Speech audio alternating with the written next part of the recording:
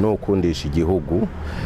Izi nyigisho rero ni inyigisho zije hageze nk'uko twabivuze ko nk'uko vyama bivugwa cyangwa abamuvyumva, abitura ishirahamwe Regideso barafise imyidogo rimwe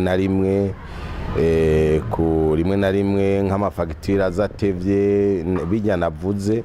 Rero izi nyigisho zimaze ukwezi zitangwa, ndizeye yuko zizogira ico zihinduye, ko nk'uko nabivuze hafi ca gatatu c'abakozi ba Regideso bashika 1,500 hafi n'500, abarenga igice ca gatatu bose bararonka izo nyigisho kandi bumva baciye mu gihugu cose.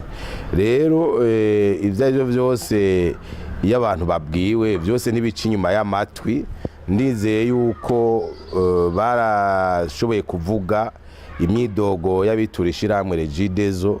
Nkavuga yuko rero izo nyigisho batanga hazogira igihindutse ko ni ibintu byiza yuko abidoga bumva yuko bumviswe n'igihugu cabumvise, arico gituma ubushikiranganje bwaje gutanga izi nyigisho.